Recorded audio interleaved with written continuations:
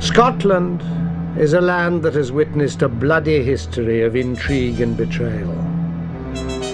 The victims of cruel torture and untimely death have become restless spirits, doomed to linger in its haunted castles. Cursing the generations that follow, their suffering echoes down the years. These tormented souls have become the castle ghosts of Scotland.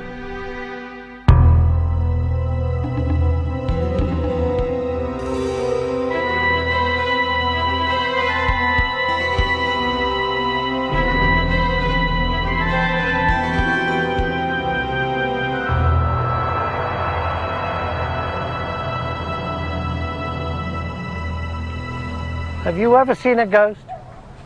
Some shadowy form glimpsed out of the corner of your eye? A half-seen figure that disappears suddenly the moment you turn to face it? Here in Scotland, where I live, I've more than once had the uncanny feeling that, though I may be alone, someone or something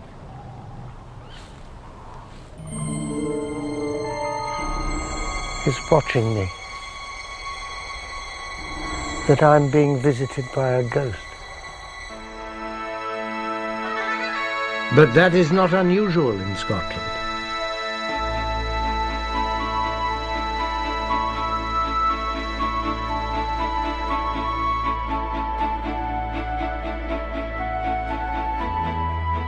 Scotland's past is as rich and dramatic as its landscape. Its great mountains and dark, secretive glens still echo with the battle cries of centuries ago.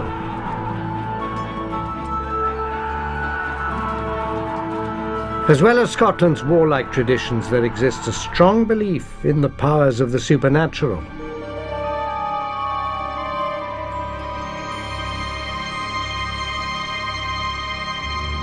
It is said that some Scots have the gift of foretelling the future, known as second sight. Each clan had a seer who was given to premonitions. But this gift of prophecy is more often a curse, for death and disaster constitute the commonest visions.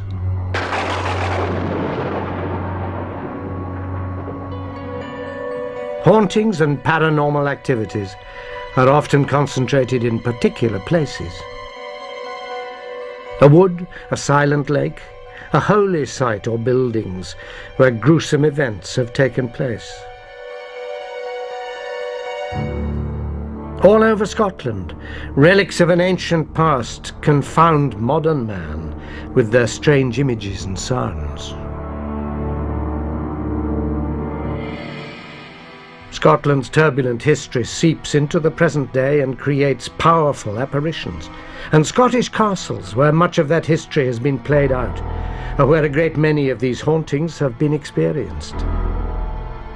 Their very stones echo with the struggles they have witnessed. It is in these strongholds that the ghosts of the victims linger on.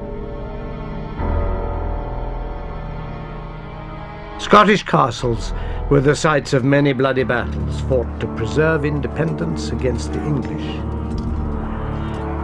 But within Scotland's own borders, thousands were slaughtered as a result of violent feuds between different Scottish clans.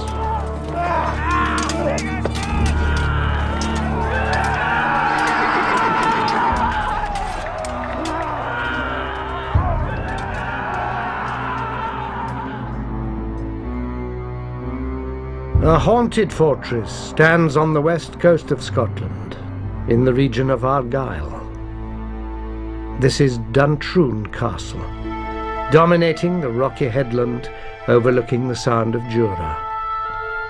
Built more than 800 years ago to guard the surrounding countryside against raiders from across the sea, Duntrune is the oldest continuously inhabited castle in Scotland. Now a peaceful home, it was once the scene of bitter clan fighting. To this day, Duntrune is haunted by the heroic deed of a lone piper who paid for his clan loyalty with a gruesome death. Mysterious music is often heard, the piper's desperate tune, carried on the wind across the misty waters. The sound of Scottish pipes has haunted the castle for many years, summoning memories of Duntrune's brutal past.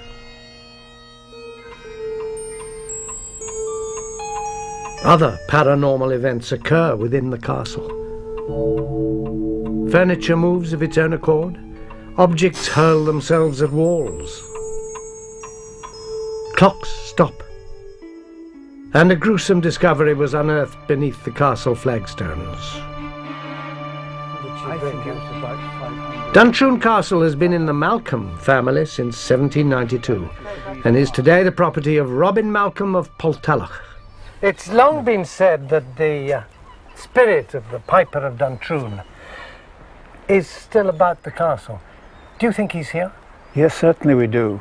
My wife and I never feel alone here, and our dogs will sometimes let us know if something is passing. Don't you?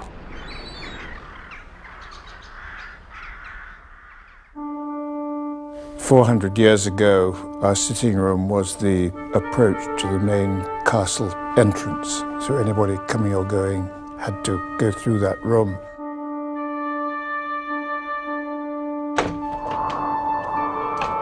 On certain nights, the Malcolm's dog behaves strangely, as if it had seen and heard something.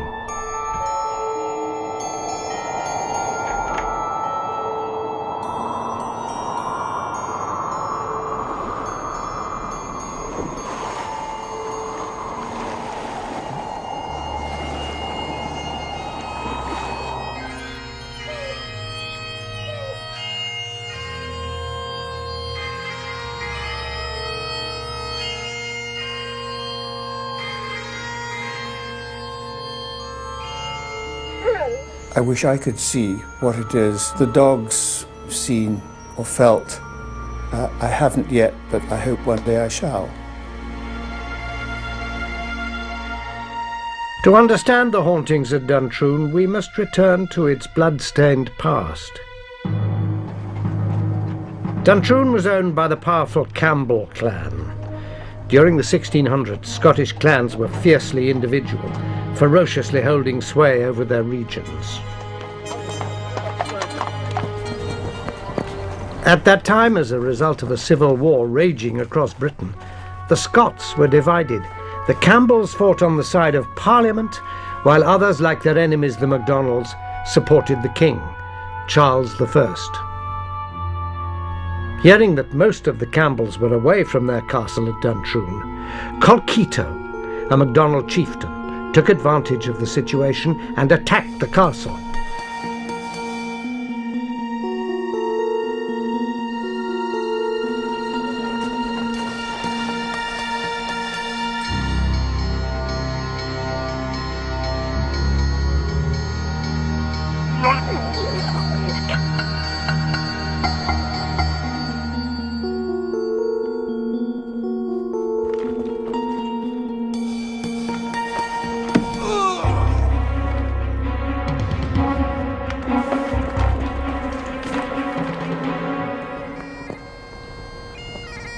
As soon as the MacDonalds had taken Duntrune, Colkitto sailed away to continue his campaign. He left behind a small garrison and his loyal piper to guard the castle. Pipers held an important place within the Scottish clans. Well educated and travelled, they ranked highly in the chief's household. When going into battle, the piper stood forth alone, piping the men onward, their focus of loyalty.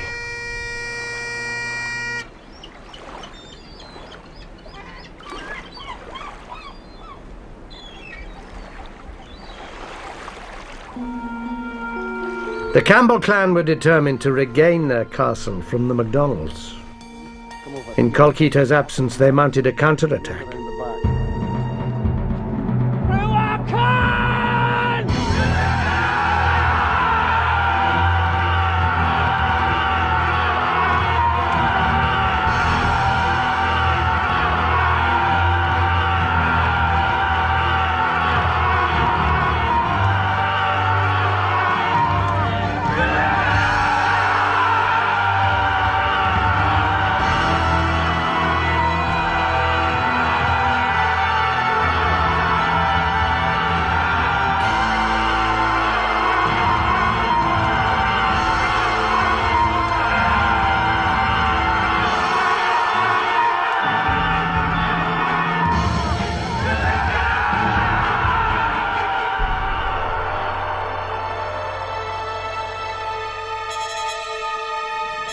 Eventually, the Campbell clan recaptured Duntrune.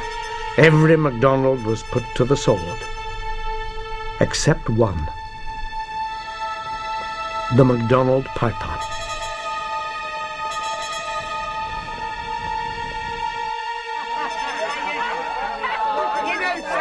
As privileged individuals, pipers were protected. Colkito's piper was spared. Imprisoned in the castle and surrounded by enemies, the piper knew that his master would return to Duntrune. At any time, Colkito's boat could appear across the waters, bringing him back and heralding the MacDonald clan's return to the castle and almost certain death. As day dawned, the piper scanned the horizon for a glimpse of his master's boat, desperate to find a way of warning him. At last the piper saw a shape on the horizon and made out the MacDonald galley. He did the only thing he could to warn his master. He began to play his pipes.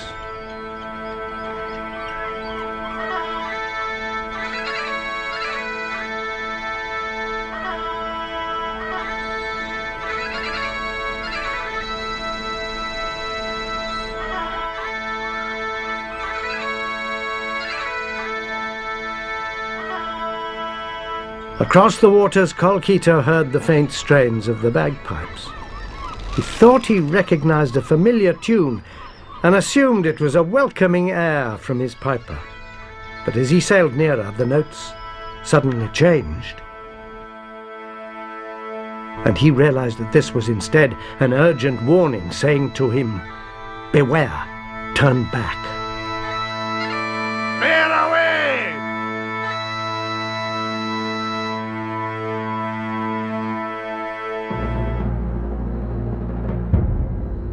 Colkito turned his boat about, and the MacDonald sailed away to safety.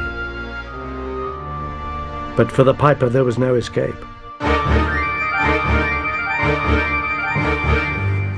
For the Campbells had realized the message in the tune. A punishment was found to fit the crime.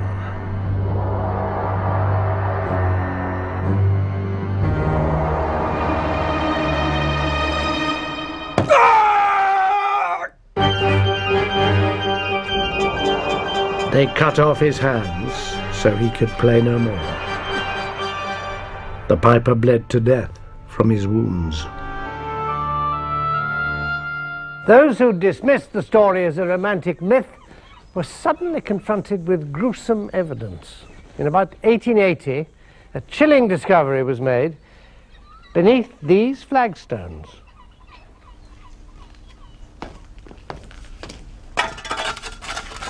Repairs were being carried out here, and the stones were being replaced. Suddenly one of the workmen gasped in horror. Hey John, look at this. He called his workmate over. Staring up at them from its shallow grave was a human skull.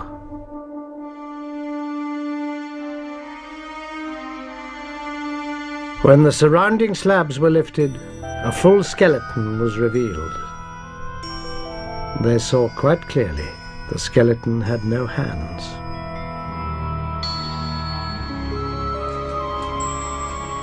The workers and the castle lord stared in amazement. Surely the bones that lay before them were the mortal remains of the ghost that haunted the castle, the Piper of Duntrune.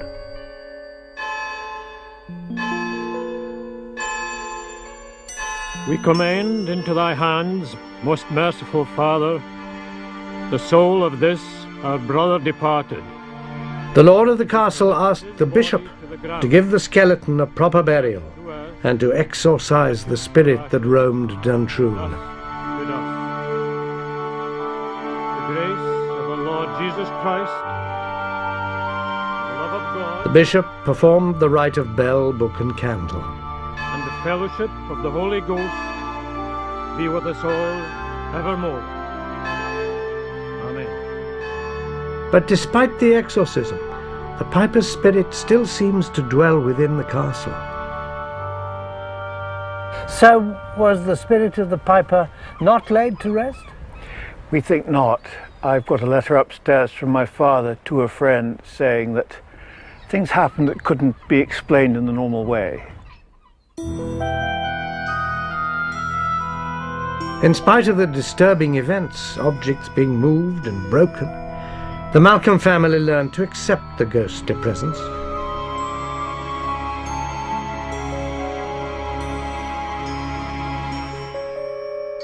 But why is the piper still haunting Duntrune? The reason is thought to do with the circumstances of his burial. As a MacDonald, the piper was more than likely a Catholic, but the burial service was Episcopalian. The Malcolm family believes that the piper's spirit was never truly laid to rest.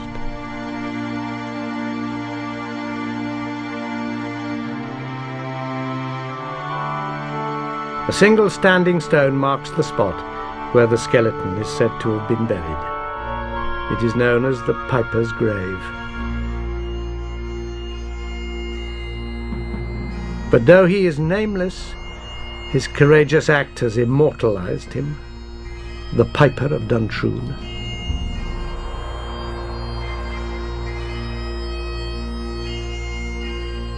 It is thought that some supernatural phenomena create changes in atmospheric pressure, alterations in the Earth's magnetic field, and that animals with their acute senses may more readily detect and react to a spirit force than man, who often experiences no more than a sense of unease. The lost soul the dogs seem to notice. The haunting pipe music.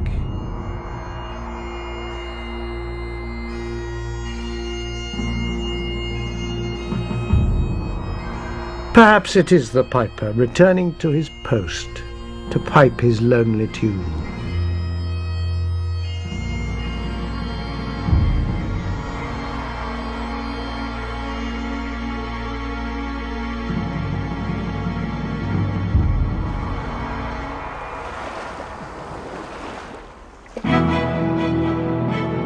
Another Scottish castle has 3 fearsome hauntings.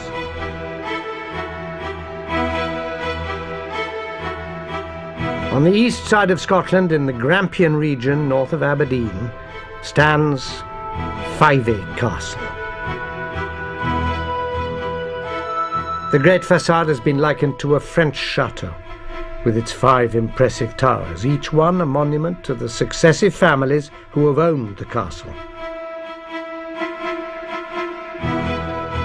Long before Fyvie's oldest surviving tower was built around 1400, the land was a royal hunting forest.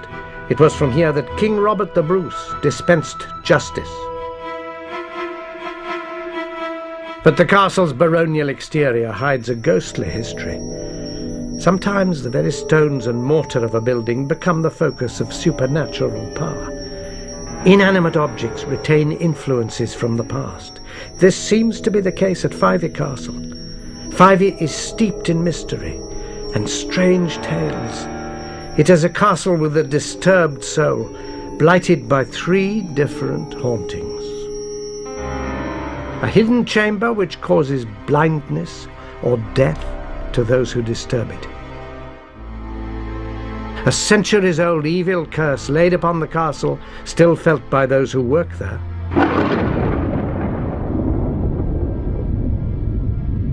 And the ghost of a betrayed wife, the Green Lady, who walks Fyvie's long corridors to this day.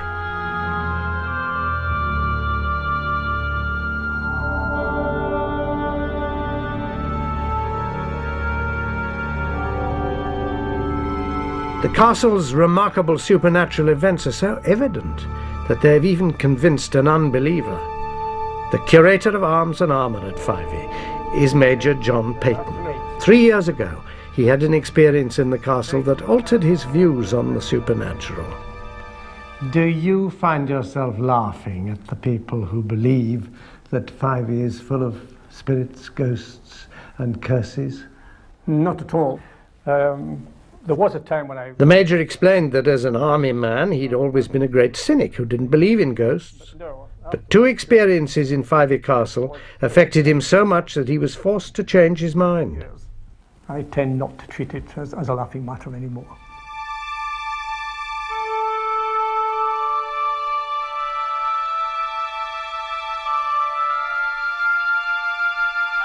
One wet January afternoon, as the Major entered Fyvie's drawing room, he stepped aside to let somebody pass. But when he looked, no one was there. Only a strong rose perfume was left hanging in the air. The Major searched for a logical explanation, but when he questioned the domestic staff, he discovered that no rose-scented products, no room sprays or polishes were used in the castle, and that at the time of the incident he had been entirely alone in this tower. Then a month later, another incident occurred. Hello. What's been bothering you? The Major was urgently summoned to calm down a tourist who was in great distress. Right, looking in this mirror. The visitor described to the Major how she'd been looking around a bedroom when she saw something in the mirror that scared her half to death. Through a haze of shimmering green appeared the figure of a woman in a long, full dress, ropes of pearls around her neck.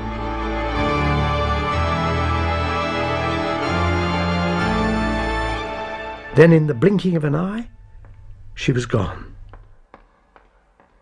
The visitor was in a terrible state. She thought no one would believe her.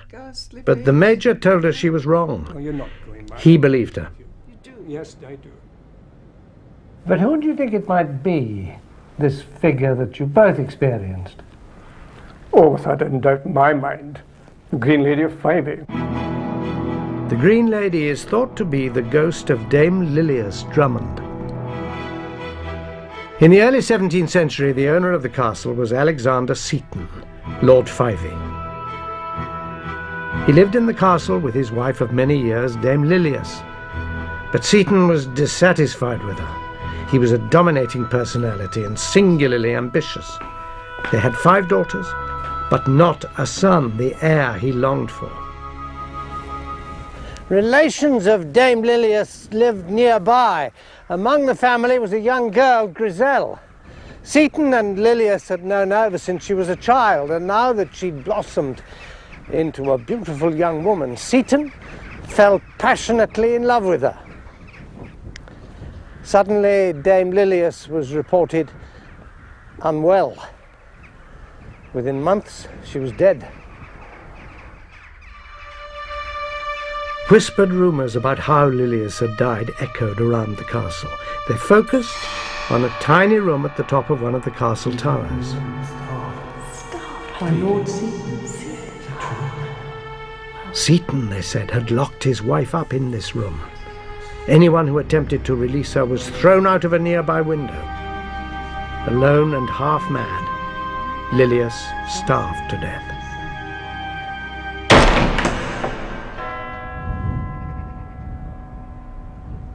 Only weeks after his wife's suspicious death, Seton married the young Griselle. Because of his powerful position within the Scottish hierarchy, Seton's actions were never questioned. Dame Lilias, however, would soon return to take her revenge on the new bride and groom.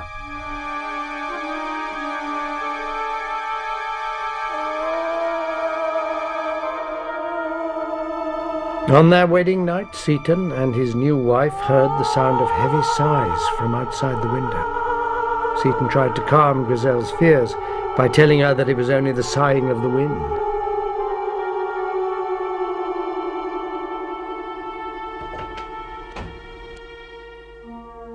He opened the window and looked out, but the night was still, and he could see nothing in the darkness.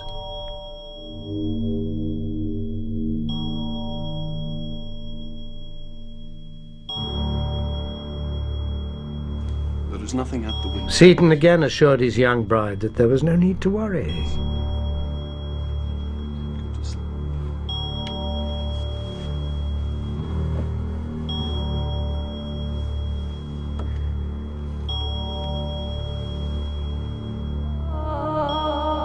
But as the night wore on, the sounds coming from the window grew louder and more human, like the cries of a woman in great despair.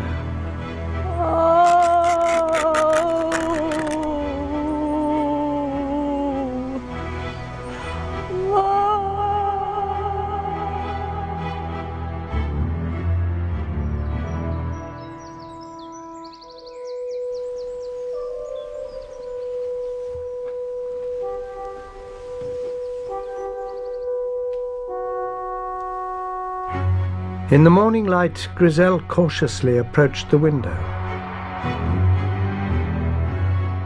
She saw that something had been carved on the window ledge.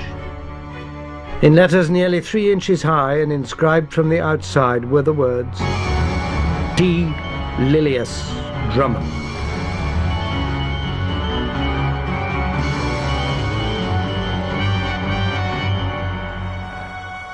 They remain here to this day. Dame Lilius had returned from the spirit world to exact her vengeance. The Green Lady is a startling apparition, but though her appearance is distressing, she rarely causes harm. Another supernatural energy found within the castle is deadlier.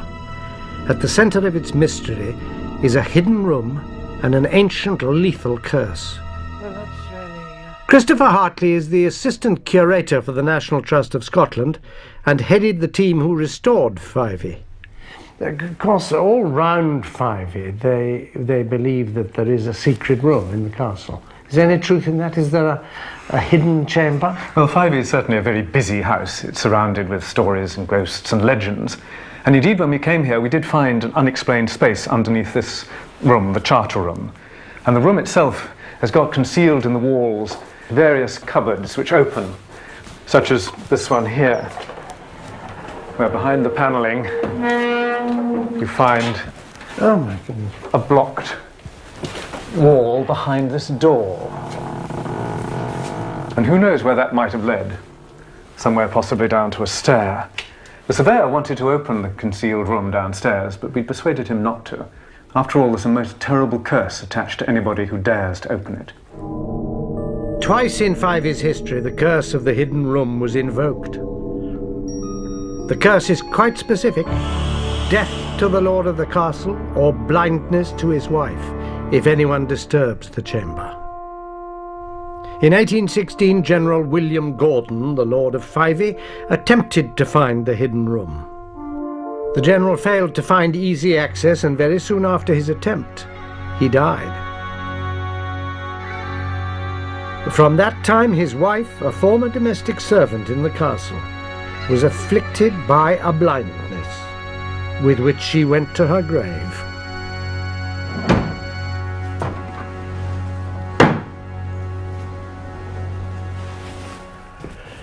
Some members of the family were undeterred. 60 years later, another Gordon, Sir Maurice, determined to enter the secret room.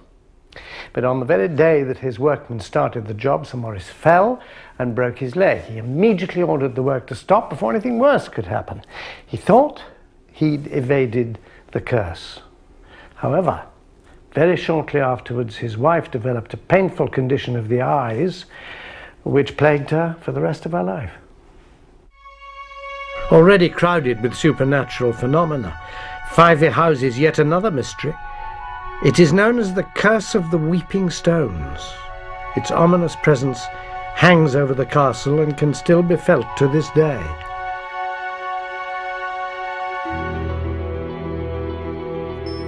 The tale of the curse is as old as the castle.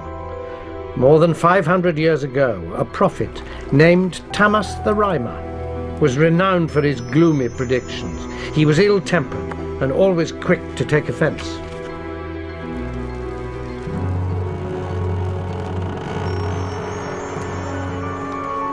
Tamas announced that he wished to visit Fyvie Castle.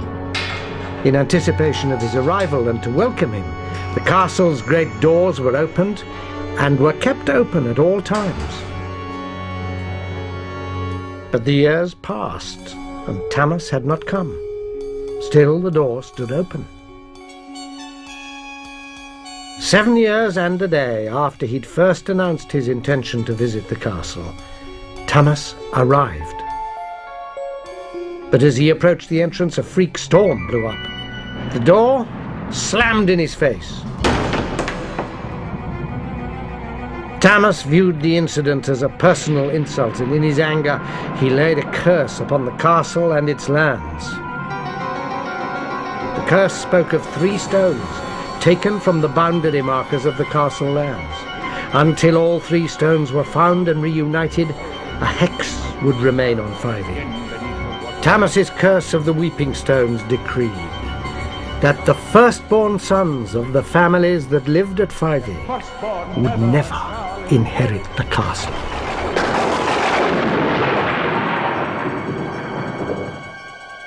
One stone was recovered and has been protected ever since. The other stones were never found, and the curse remains on the castle. To the owners of Fyvie, the curse of the Weeping Stones is very real indeed, because through the generations, Fyvie has passed to second sons or daughters, in some cases more distant relations, the natural heirs being lost to wars and sickness. The curse is so powerful that the one weeping stone that has been recovered still exerts its evil influence. Christopher Hartley came under the stone's spell when he was working on its conservation and display. He soon had reason to wish he'd never set eyes on it. While we were working at the castle, I spent quite a lot of time with the Weeping Stone, examining it and preparing it for show to the public. And it was strange that every time I seemed to be closely working with it, shortly after something terrible happened to me. The first time, having worked very closely with the stone, I twisted my ankle. And so did the surveyor, who had also seen it on the same occasion. The next time I sprained my knee very badly, and the third time when I put it into a showcase, I was rushed to hospital in the middle of the night with kidney stones. I don't like to look at the stone anymore or go too close to it at all. I try to avoid it if I can.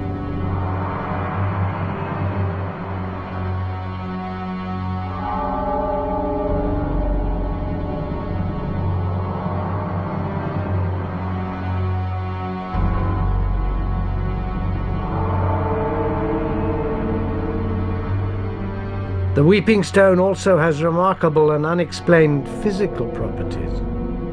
Although kept in dry conditions in a wooden bowl, the stone becomes wet and the bowl fills with moisture.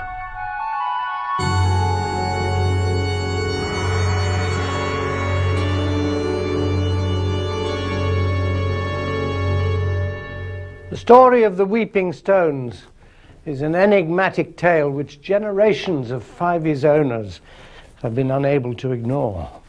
The castle's eerie history is very much alive, and though today it's tourists, not courtiers, who throng the corridors, Fyvie teems with spirits from the past.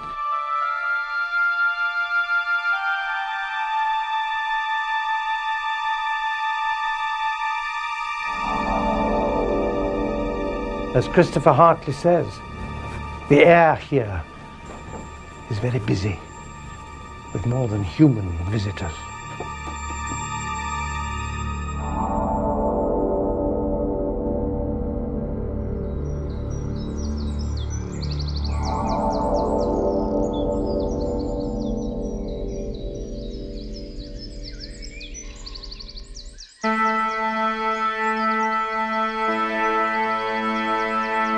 One great Scottish castle has a royal and haunted lineage. In the midst of the lush Angus landscape, at the centre of what was once a holy region, is Glamis Castle. It is without doubt the most haunted castle in Scotland.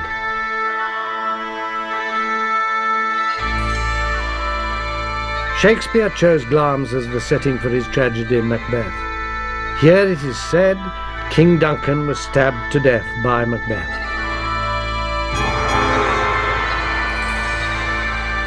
Glamis hath murdered sleep, Macbeth shall sleep no more. But the real lords of Glamis, the Lion family, have a long and violent history as dramatic as any Shakespearean tragedy.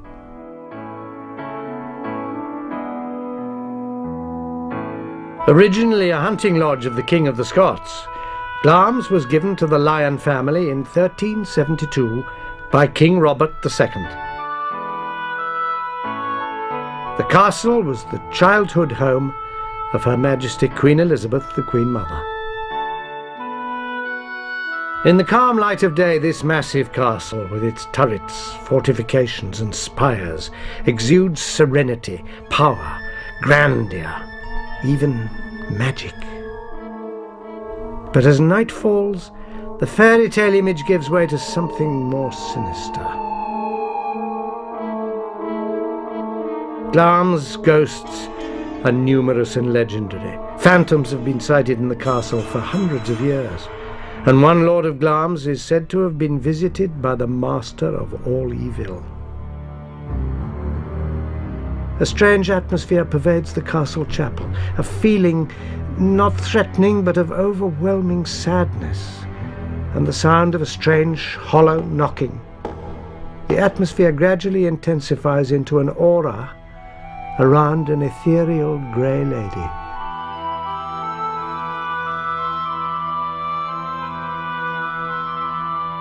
She kneels quietly at the altar, saying her prayers.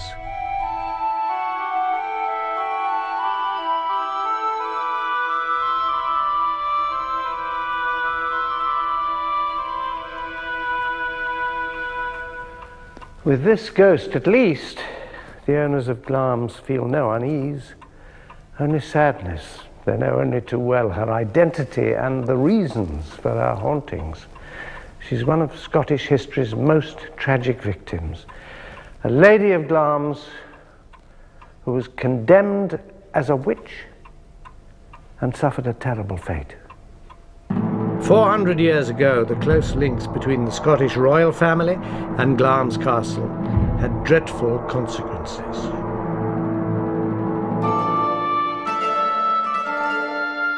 The sixth Lord Glamis had married the beautiful and accomplished Janet Douglas, and they had a son, John. The family lived peacefully at Glamis until the Lord died in 1528, leaving his wife in a very vulnerable position. Janet belonged to the Douglas clan. Her brother was stepfather to the king, James V, who despised his tyrannical stepfather. His loathing grew into an obsession, and he carried out a ruthless vendetta against the Douglases. The innocent Janet became the focus of the king's hatred. As a widow, Lady Glamis no longer enjoyed the protection of marriage, and King James seized Glamis for the crown. Lady Glamis was accused of magic and sorcery, of witchcraft, and mixing deadly potions with which to poison the king. No one doubted that these charges were completely false, but she and her son were arrested and taken to Edinburgh Castle, where they were imprisoned in its dark, fearsome dungeons. Meanwhile, King James occupied Glamis, held court here, and seized its contents for himself. Imprisoning Lady Glamis had been easy. Convicting her of the charges levelled against her proved much more difficult. Janet's character was without blemish. She was much respected by everybody who knew her, so that to procure testimony of her alleged treachery, the king had to resort to torture. Lady Glamis's faithful servants and clansmen were stretched on the rack to extract false evidence against her. Her 16-year-old son John was forced to witness these horrors before he himself was brutally tortured.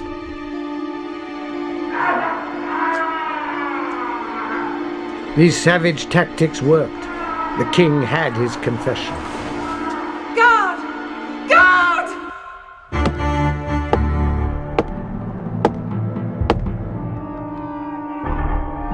Janet was convicted of witchcraft, and she and her son were condemned to death. On the 17th of July, 1537, Lady Glamis was led out to her execution.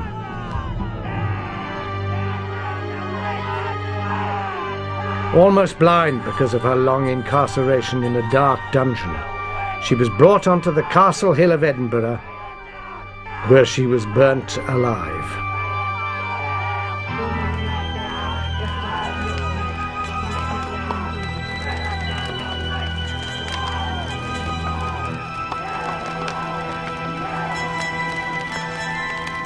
The onlookers fell silent. An eyewitness account of the execution described her suffering with great commiseration, being in the prime of her years, of singular beauty, and suffering, although a woman, with a manlike courage. Her innocence was never doubted. The account concluded that all men believe that the true cause of her execution was not witchcraft, but the hatred which the king carried for her brothers. Janet's son John was luckier. Although condemned to death, he was reprieved until he came of age. But before this happened, James V himself died. Before his death, the king is said to have felt remorse for his action. It was the black spot in his reign, for he was generally known as the poor man's king for his many good works. On the accession to the throne of his baby daughter, Mary, Queen of Scots, the title, lands and the ransacked castle of Glamis were restored to the young Lord John. From the time of Janet's execution, the apparition of the Grey Lady began to appear at the castle. Although she died in Edinburgh, it is here to her home that her spirit returns. The hollow hammering sound often heard in Glamis when she appears is believed to be the ghostly echo of workmen building the scaffold on which Lady Glamis was put to death. Ghosts do not always seek out the living. Some, like Glamis's Grey Lady, keep returning to a particular place, oblivious, apparently, of the living world around them. Like a recording of the past, trapped in the castle's atmosphere, her image is played and replayed. Other hauntings are attributed to so-called ghosts of conscience.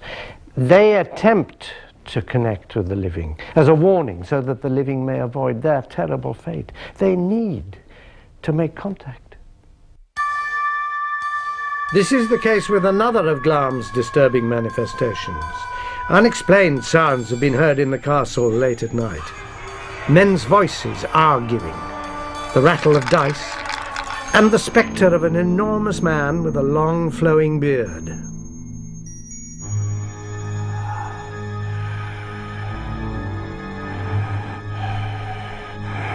Many of these hauntings have focused on the bedroom known as the Blue Room. One account recorded in the 1870s described the event. A guest at the castle, the wife of the Archbishop of York, was staying in the Blue Room.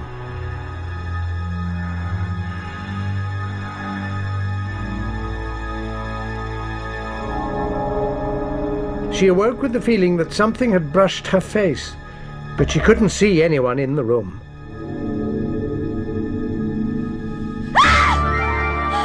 Suddenly a figure loomed over her, a figure with a long flowing beard and the face of a dead man.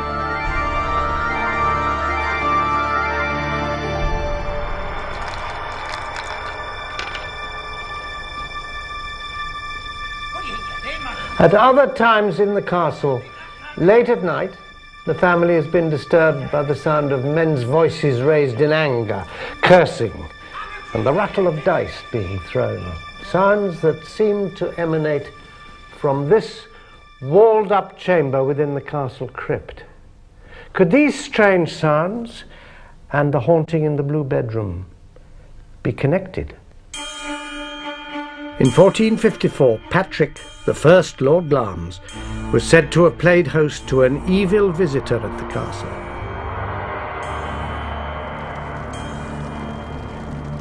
Lord Glamis was known for his love of gambling and often played cards with Earl Beardy of Crawford, so called because of his long, thick beard. The pair were playing together late one Saturday night when a servant entered and reminded them of the hour. It was nearly the Sabbath, and gambling was forbidden on the Lord's Day. Time is wearing on. Oh, wait, no bother me, man. Can you not see him in the middle of a game?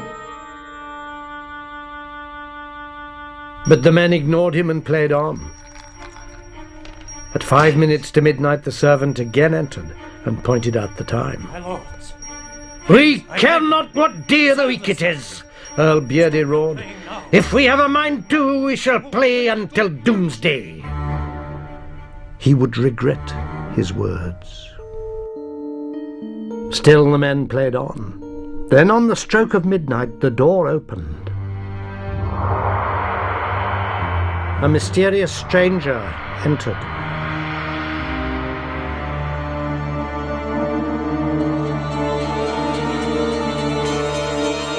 He proposed to join them in a game.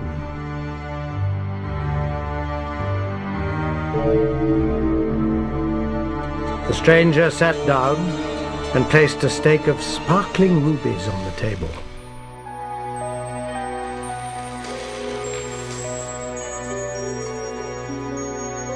The three men started to play.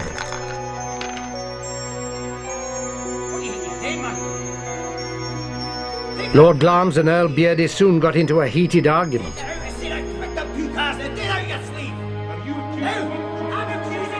The stranger looked on.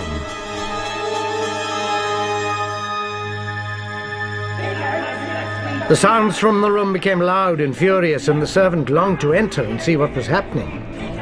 But as he approached the door, he reeled back in terror. The two gambling men were enveloped in flames. That night the castle knew it had entertained the Prince of Darkness, Lucifer.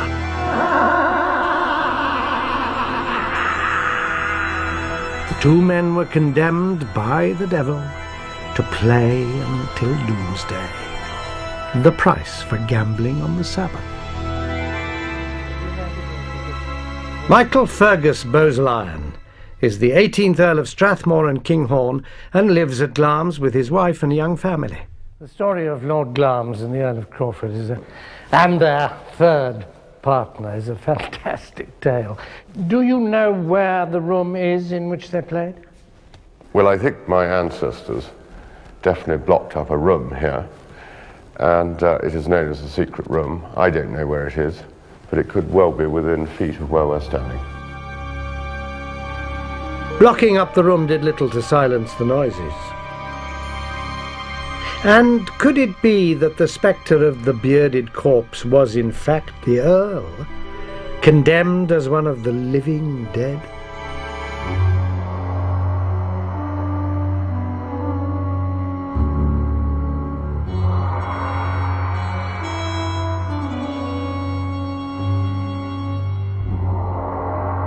In Scotland, the dark and rugged beauty of the landscape reminds us of the country's vivid history.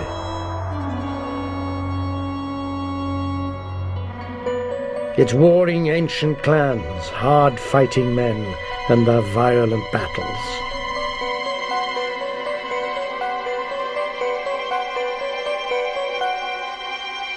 Bloody revenge and cruel deeds that echo down the centuries.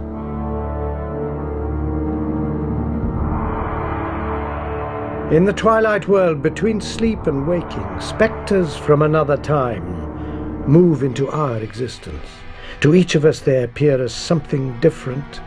Sounds, smells, spirit forms. Across the waves the warning notes from a loyal clansman play on forever. A name etched in stone. A tangible reminder of a betrayed wife from the spirit world.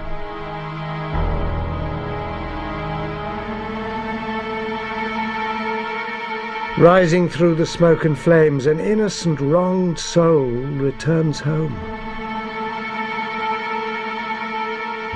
Two men, prisoners in an endless game, are fated to play on until doomsday.